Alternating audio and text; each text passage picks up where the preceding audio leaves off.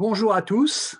Je vais effectivement faire une présentation, une synthèse un peu de certaines réflexions et recherches sur le thème des mutations à venir dans les métiers de l'emploi, de la banque et de la finance. On va s'assurer que tout va bien. Voilà. Est-ce que c'est bon? Un petit oui, ce serait pas mal.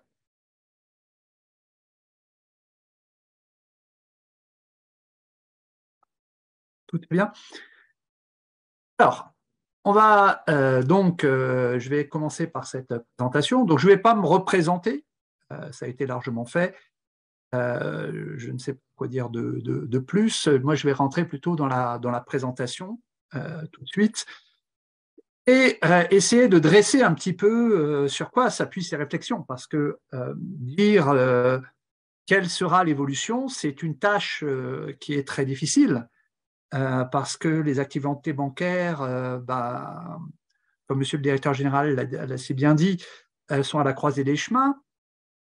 Et donc, il apparaît difficile de faire des prévisions dans ce cadre-là. Alors, comment on peut faire? Voilà, c'est toute la question. C'est la même chose quand on essaye de prévoir un certain nombre d'évolutions, de changements futurs. Comment on peut faire? Ben, déjà, on va faire une analyse de l'existant, ce qui paraît à peu près logique. Cette analyse de l'existant commence par définir qu'est-ce qu'un métier bancaire, quels sont les enjeux, l'environnement bancaire, voir déjà comment a évolué l'emploi dans le secteur bancaire ces dernières années. Et à partir de là, vous verrez qu'il y a plusieurs visions qui peuvent émerger et une méthode en fait pour faire de la prévision quand on n'a pas d'idée. Je suis économètre de formation, mais là, je ne peux pas prendre des données, utiliser les méthodes les plus sophistiquées possibles et dire voilà quel sera le futur possible. Pourquoi? Parce qu'il y a énormément d'incertitudes. Et donc, pour le moyen pour pallier à ces incertitudes qu'on a trouvé, et c'était l'objet d'une recherche qu'on a fait, ça a été de travailler sous la forme de méthode de scénario. Donc, je vous expliquerai un petit peu ce qu'est la méthode des scénarios. Et cette méthode des scénarios permet de définir des futurs possibles. Dans ces futurs possibles, de voir quelles sont les évolutions possibles.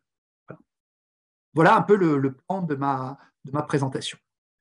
Alors, tout d'abord, si on s'intéresse au métier bancaire, il faut définir qu'est-ce qu'un métier.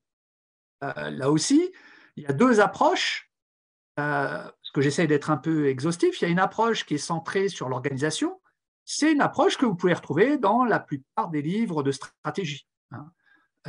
Et donc, un métier, il peut se définir comme la capacité à gérer un système d'offres, c'est-à-dire un ensemble de tâches permettant de proposer à une clientèle un produit ou un service. Alors derrière, qu'est-ce que ça implique? Non seulement ça implique de posséder des compétences et des ressources qui sont nécessaires à la conduite de ces tâches, mais également la capacité d'articuler des contributions d'origine variée.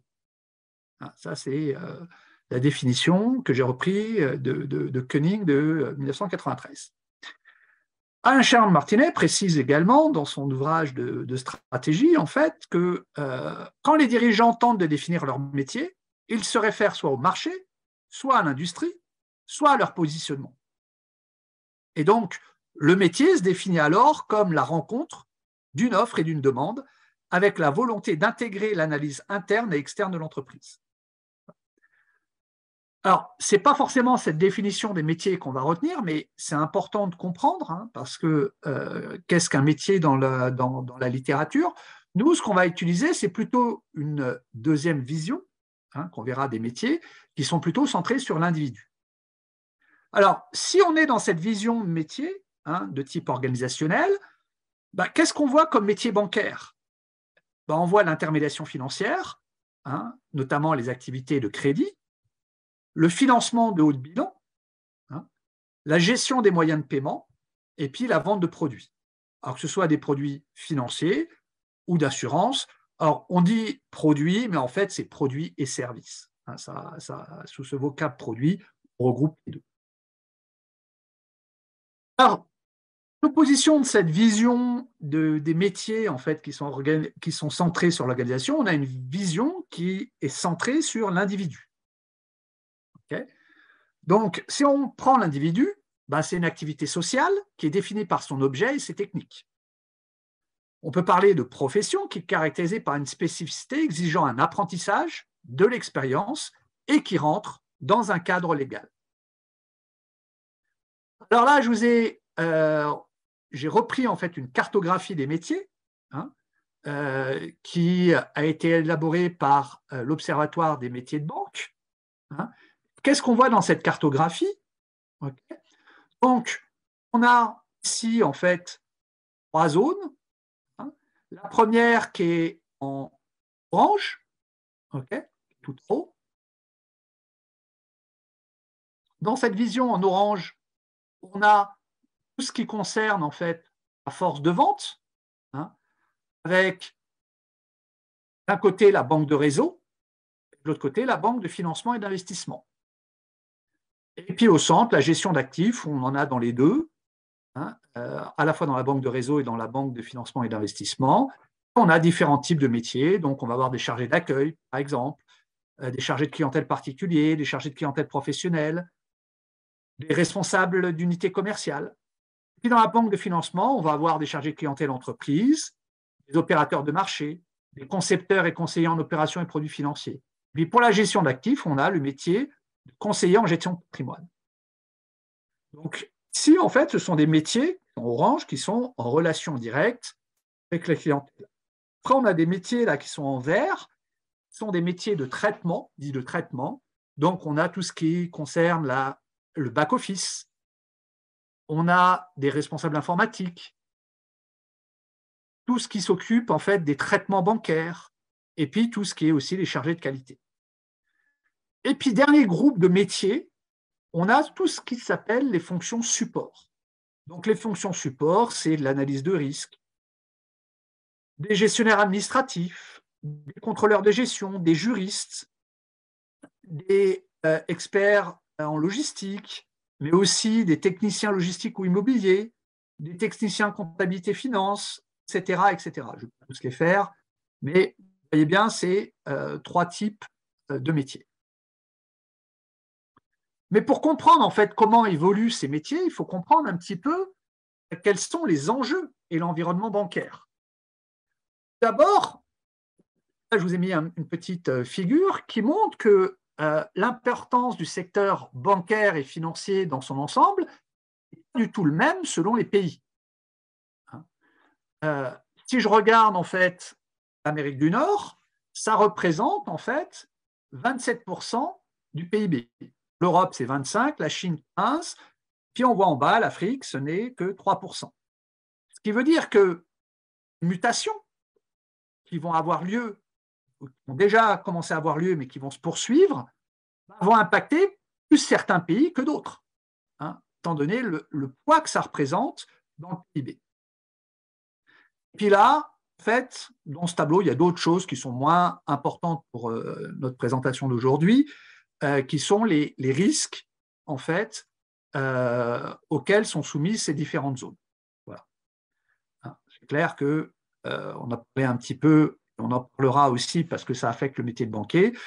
Ben, en ce moment, il y a un risque énergétique hein, et du prix en fait des commodities, toutes les zones, sauf pour Middle East, hein, qui sont eux producteurs.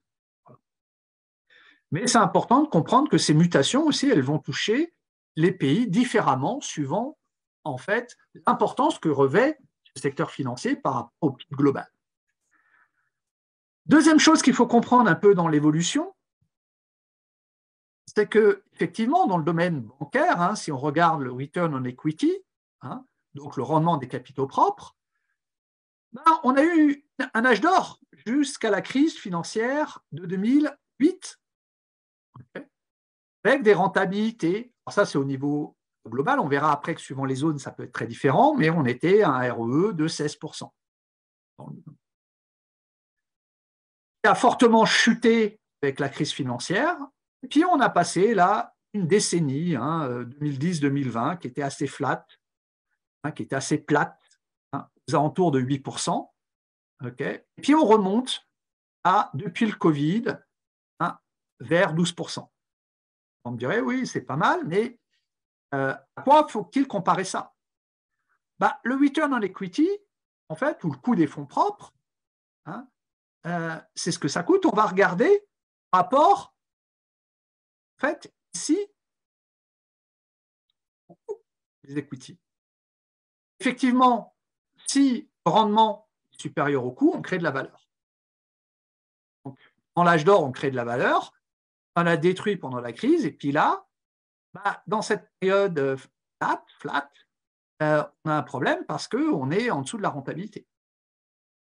Donc, on ne crée pas de valeur dans le domaine bancaire, qui a introduit un certain nombre d'évolutions et de mutations. Alors, situation très différente suivant les pays, parce que ça, c'est au niveau mondial. Là, j'ai repris un graphique alors, qui est intéressant parce que, d'une part, on a le RE, en fait, zone géographique, et on rapporte ça au price to book. Alors, d'abord, le RE, qu'est-ce qu'on voit? On voit qu'il est très différent, effectivement, selon les zones. Là, on est en 2022. On voit que pour l'Europe, on est à 7%, ici, hein, alors que pour l'Amérique latine, on est à 14%. De 7 à 14, ça fait une grande différence. Okay. Pour l'Inde, on est aux alentours de 13%. Alors, pourquoi rapporter ça price to book? Ça représente quoi le price to book? En fait, c'est le prix, hein, donc il faut des sociétés cotées, rapport en fait, à leur valeur comptable.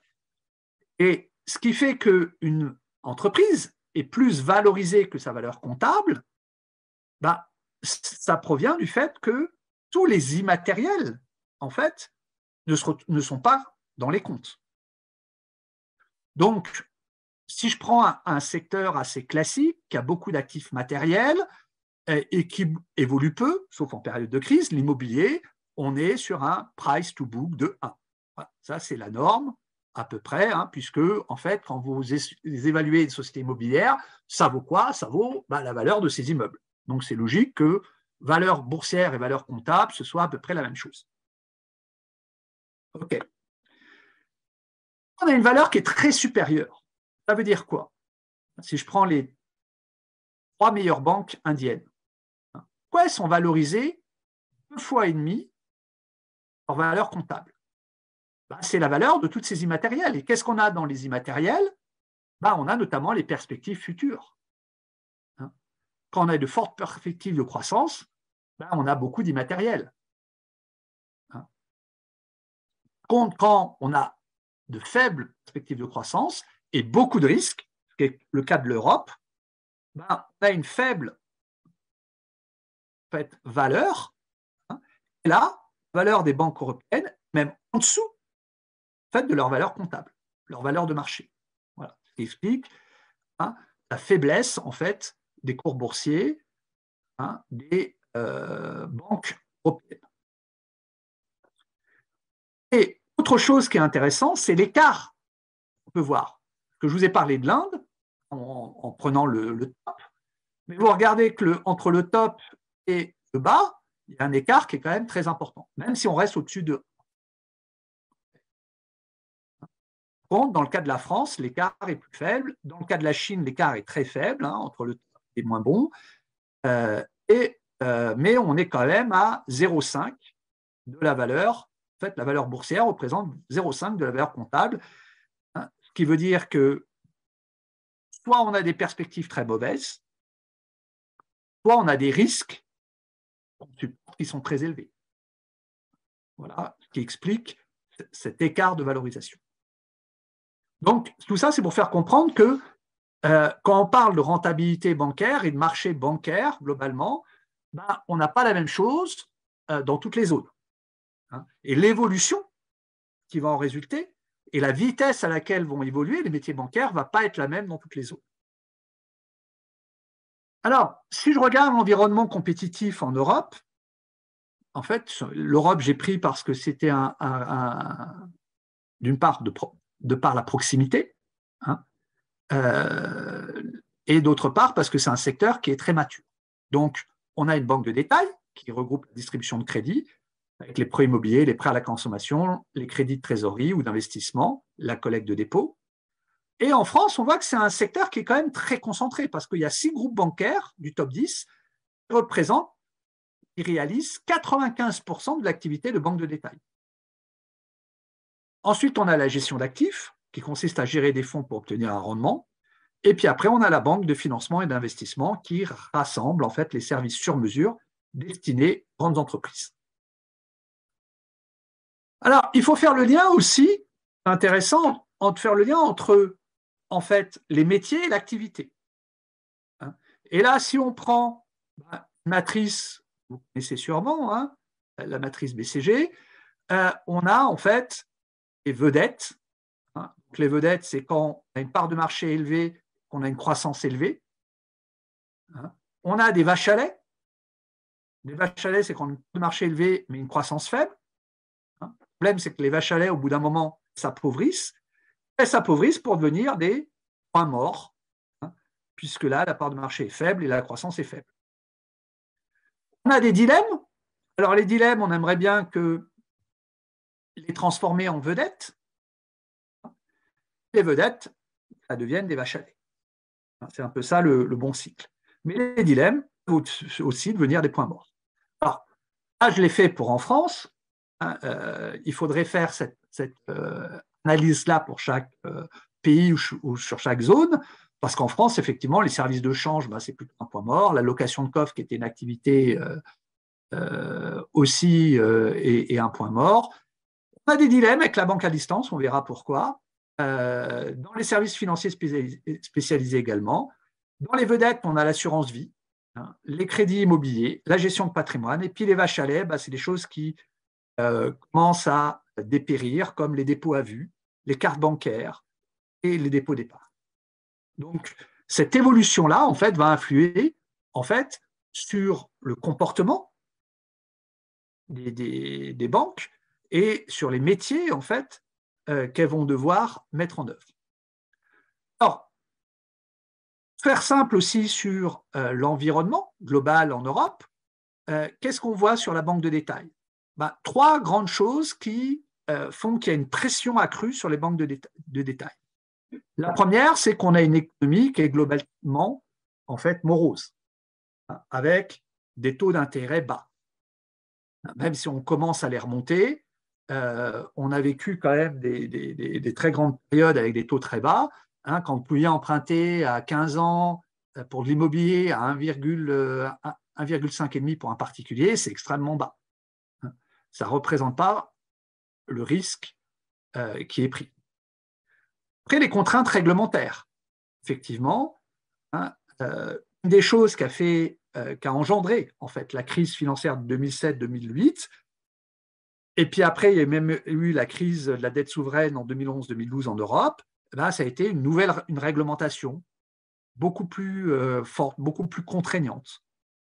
Et ça, le fait de comply, de respecter la réglementation, ça a un coût pour les banques. Ça ne crée pas de chiffre d'affaires, ça a un coût. Et puis, troisième pression, c'est la technologie. Oui, avec un nombre croissant d'entreprises fintech qui pénètrent les marchés où les banques sont traditionnellement présentes. Ça crée une concurrence supplémentaire sur des services de paiement avec des sociétés comme Apple, par exemple, d'autres paiements et d'autres prestataires de paiement. Pardon. Et ça crée en fait de la transparence et de la comparabilité, en fait, qui fait que ça entraîne en fait une concurrence beaucoup plus forte.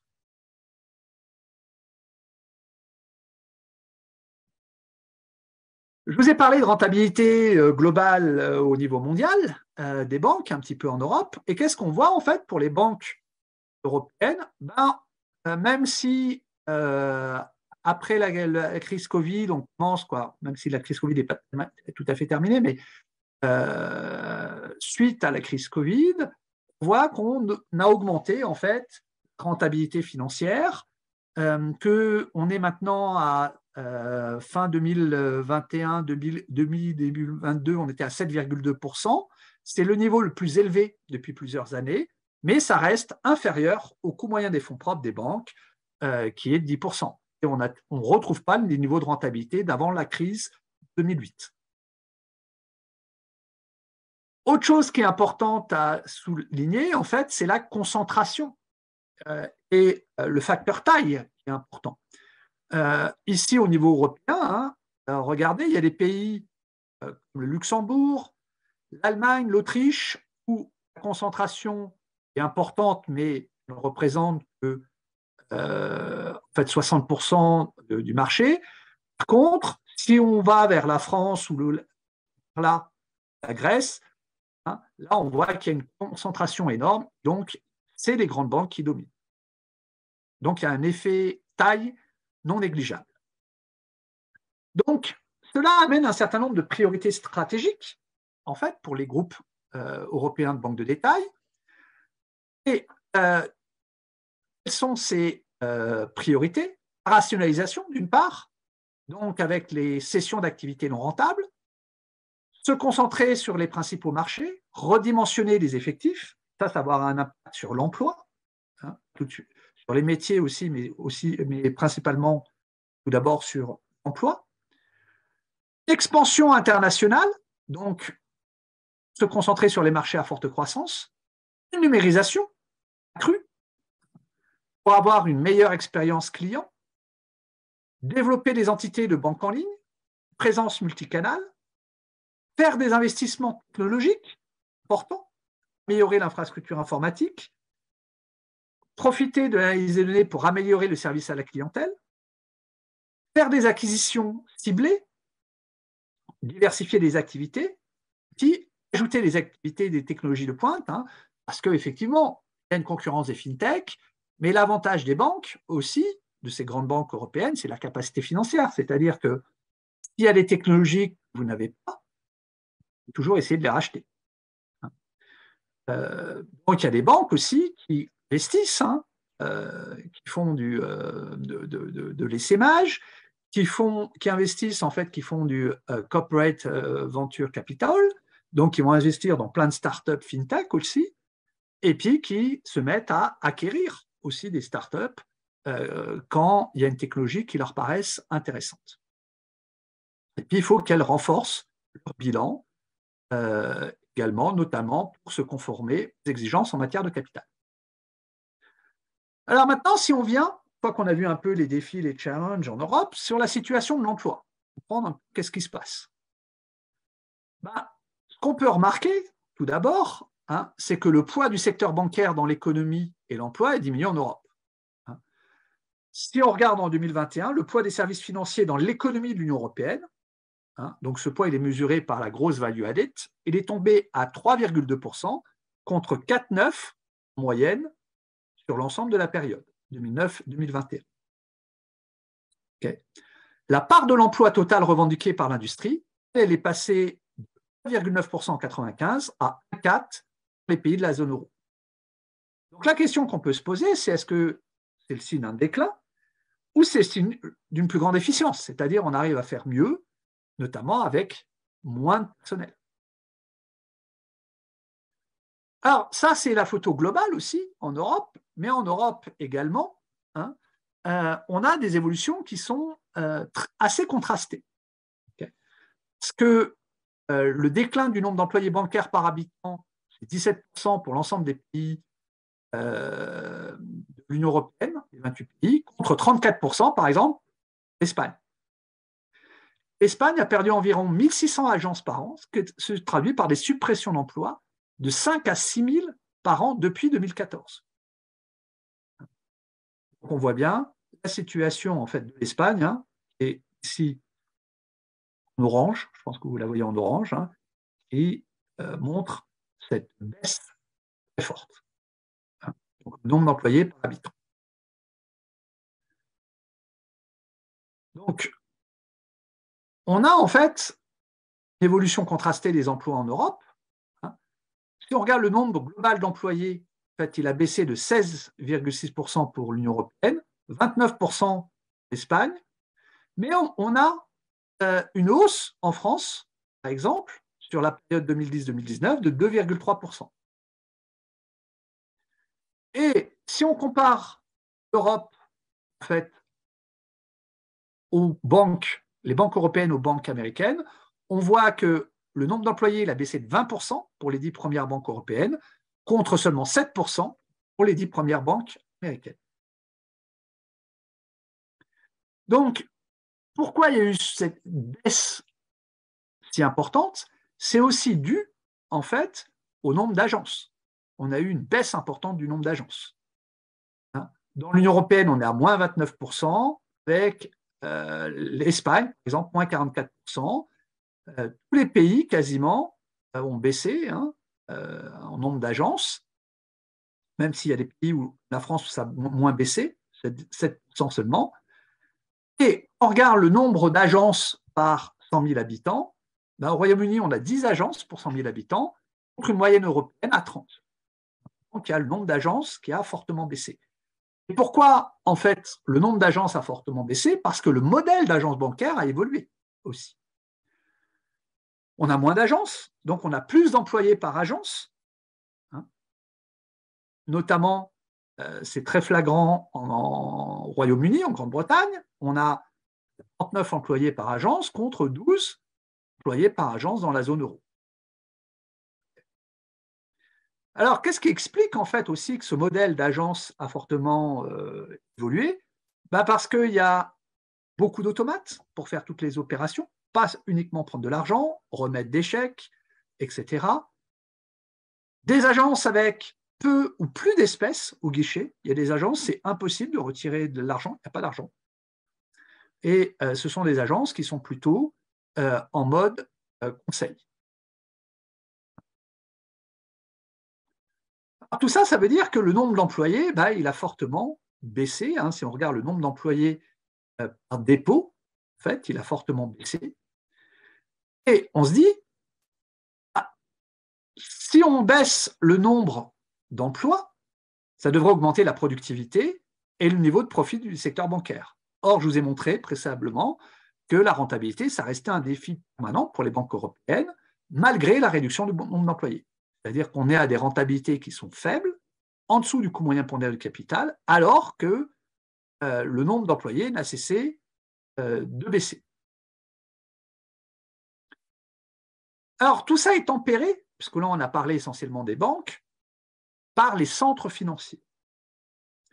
Même si les emplois du secteur bancaire sont restés dans les principaux centres financiers, en fait, il y a de nombreuses banques qui ont commencé à explorer la possibilité de délocaliser, notamment tout ce qui concerne le personnel de middle office et de back office, en fait, vers des sites bas coût. Par exemple, on enlève du personnel qui est à Londres ou à New York pour l'envoyer plutôt vers Birmingham ou vers Montréal. Mais en fait, qu'est-ce qu'on voit? On voit que le chiffre de l'emploi des centres financiers traditionnels abrite toujours une grande partie et la majeure partie des employés du secteur financier. Par exemple, en 2020, le secteur des services financiers employait directement 250 000 personnes à Londres et 180 000 à Paris, avec une tendance stable. Aux États-Unis, le nombre d'employés du secteur financier à New York est passé même de 740 000 en 2013 à 790 000 en 2019.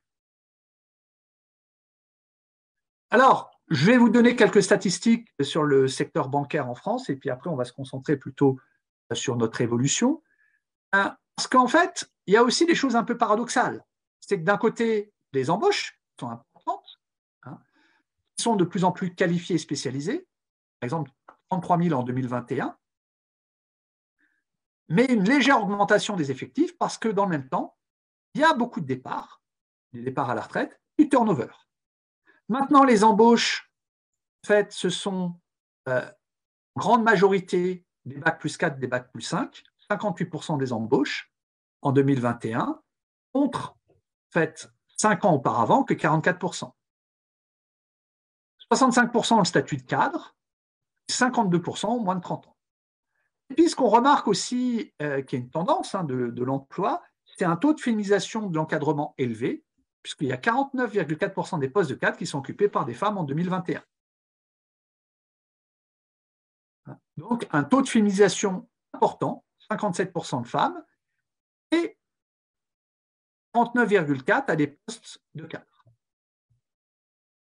Et globalement, la répartition dans la banque, c'est 68% de cadres et 32% de techniciens.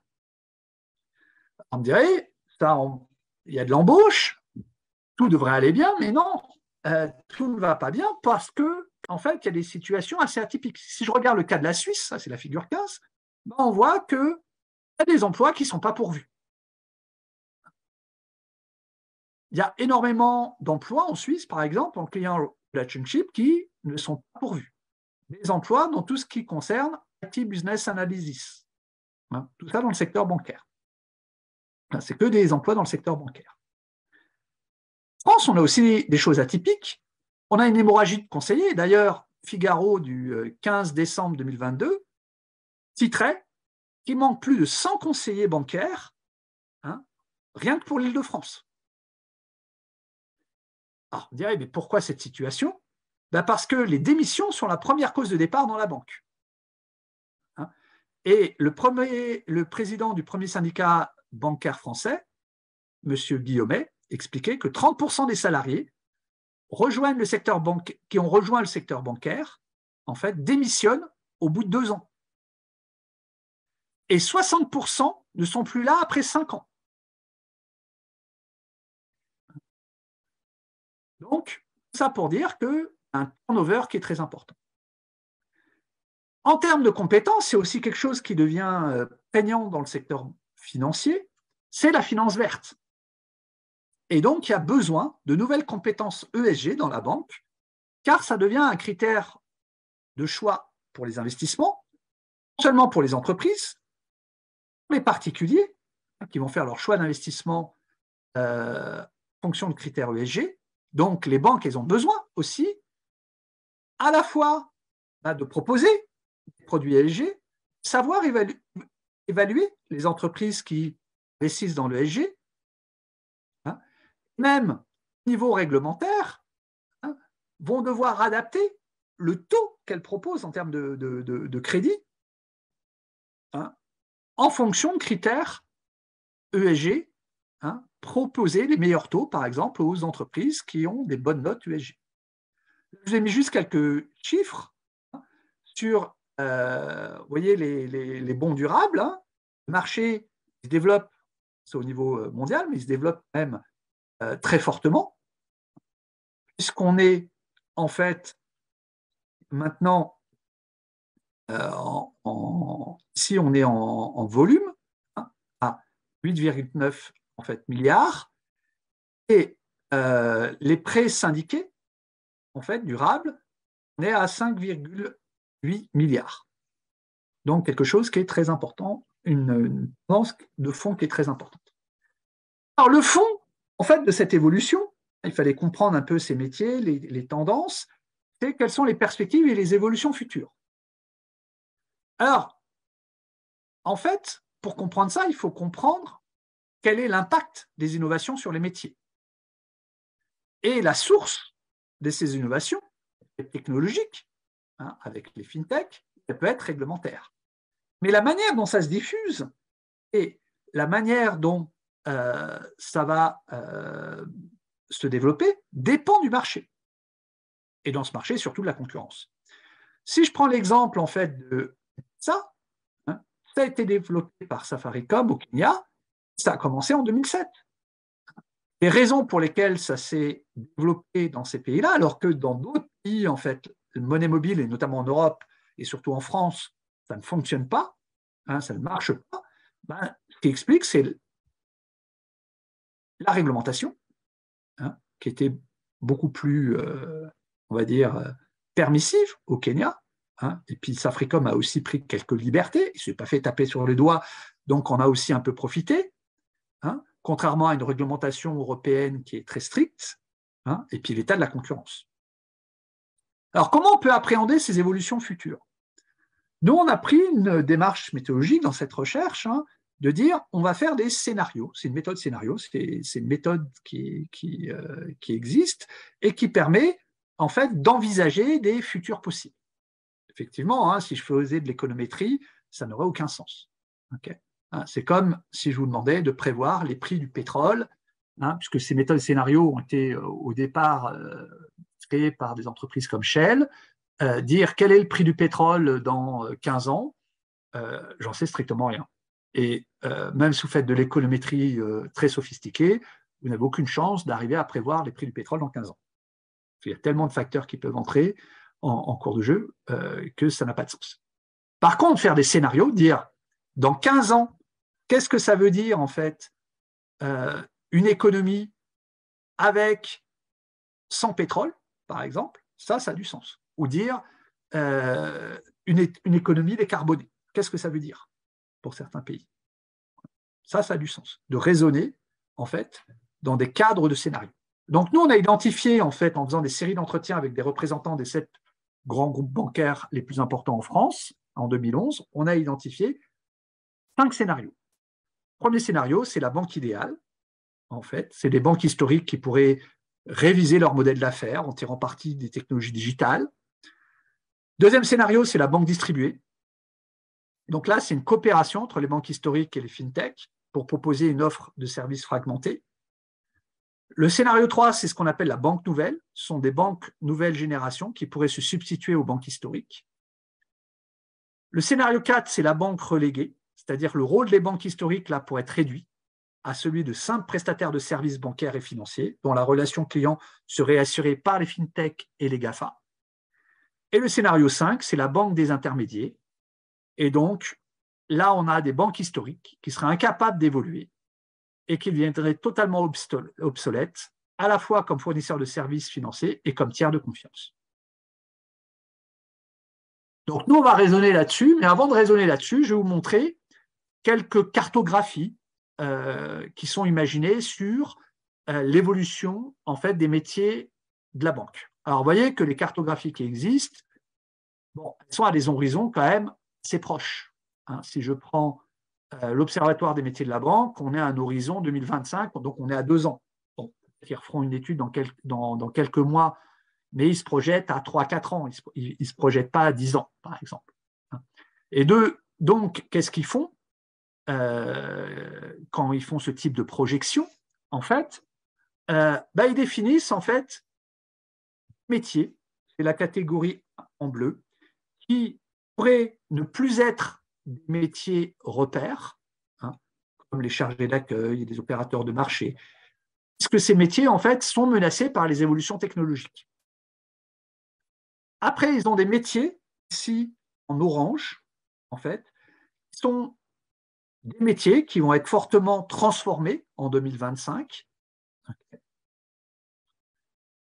Ensuite, donc, transformation forte. Donc, dedans, on a des chargés de clientèle, des conseillers de patrimoine, des fonctions support aussi. Après, des métiers en gris, qui ont des métiers dont les transformations vont être plus modérées.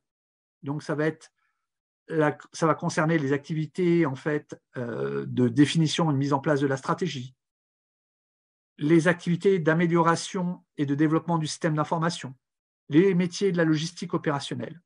Et puis, une quatrième type de métier, qui n'est pas mis là, j'ai mis en jaune, en fait, c'est un nouveau groupe de métiers qui va être créé comme des gestionnaires de projets, avec des accompagnateurs du changement, des métiers de la data, hein, par exemple des experts en mégadonnées, des chargés de la sécurité de ces données, des nouveaux métiers du risque, parce qu'il y a des nouveaux risques aussi qui apparaissent, et des métiers, par exemple, du paiement basés sur la blockchain. Ça, c'est les métiers qu'ils envisagent d'ici 2025.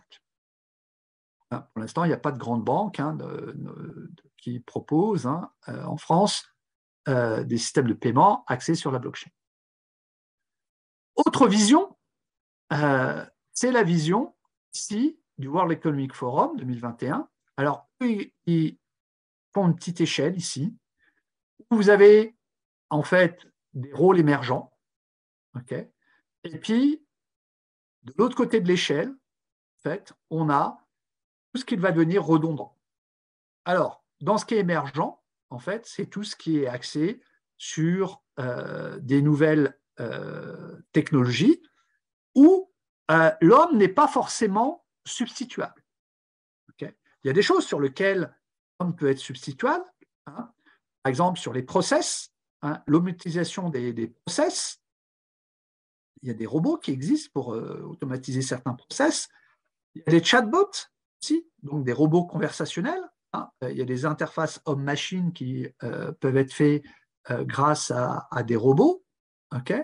Mais il y a des choses plus techniques dans le conseil, dans l'analyse de données, même si on utilise de la big data et de l'AI, derrière, il y a des hommes. Hein. Ce n'est pas l'AI qui est utilisée par de l'AI, mais on n'est pas là. Donc, il y a des jobs qui émergent, qui sont très complexes, qui sont beaucoup plus techniques, qui demandent en fait des connaissances technologiques.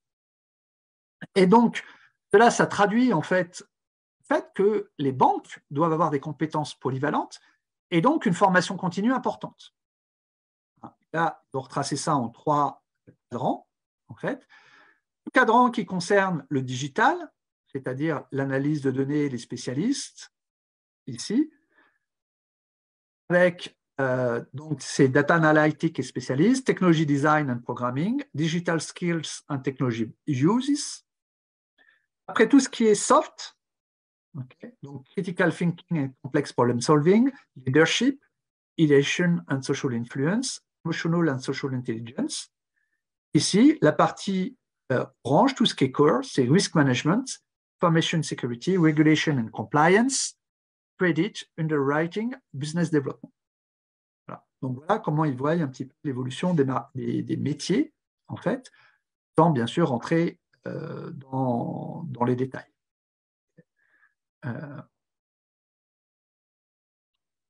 Alors, maintenant, si notre vision des choses repose beaucoup plus, alors je vois qu'il est déjà 17h30, je vais prendre juste 5 minutes pour finir, pour rester dans les temps.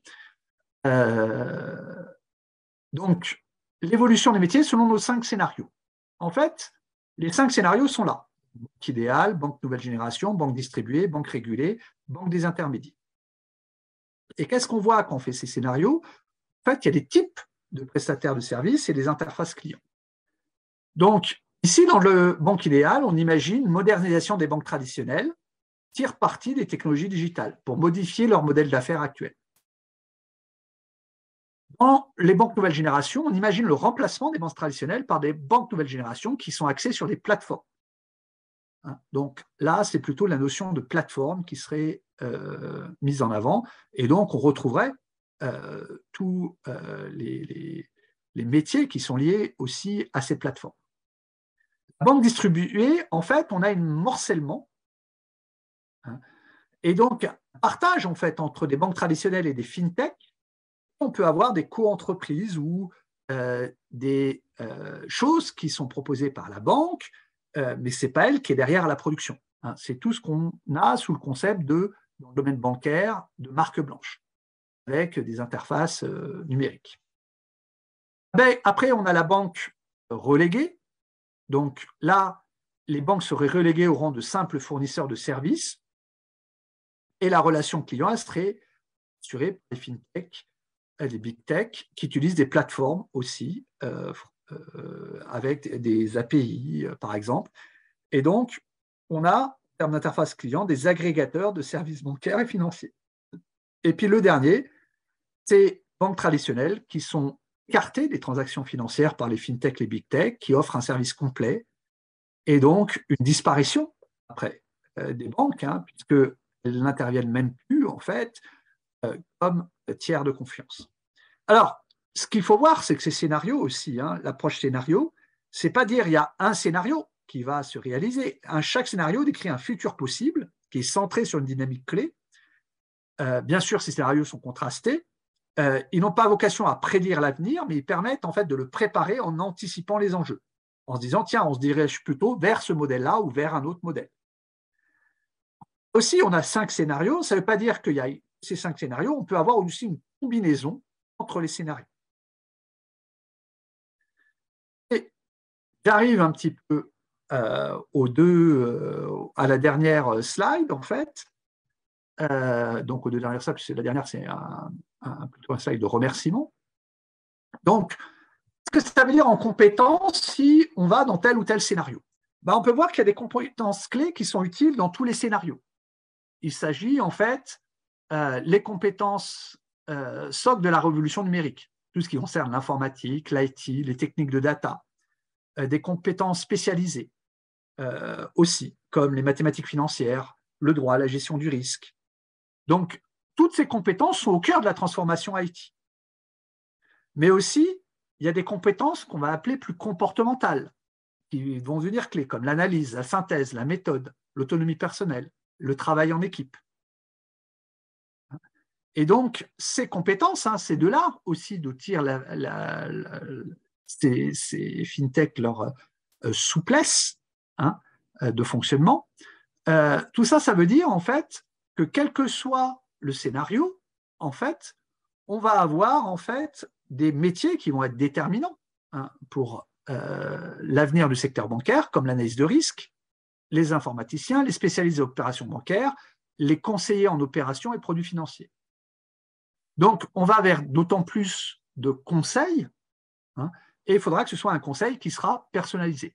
Là aussi, dans le conseil, même si on peut dire oui, on peut déjà utiliser de l'AI, oui, on peut utiliser de l'AI, de l'intelligence artificielle, par exemple pour faire de la segmentation de clients. Par contre, je ne connais pas de système qui permette de faire du conseil personnalisé, un peu sophistiqué, pour des clientèles, pour de la gestion de patrimoine, par exemple. Peut-être ça viendra dans l'avenir, mais pour l'instant, on n'en est pas là. Donc, il y a encore une évolution. Par contre, comme outil d'aide à la décision, notamment pour le conseiller, pour aller plus vite et pour lui permettre d'avoir une vision globale, en fait, et une meilleure connaissance de ses clients, ça, c'est quelque chose qui est important. Alors, maintenant, on va voir que, en fait, les compétences, elles peuvent être mises en œuvre différemment entre les scénarios. Et en fait, il y a deux axes d'évolution. La transformation de la chaîne de valeur, la mise en avant d'une création de valeur ajoutée par le client.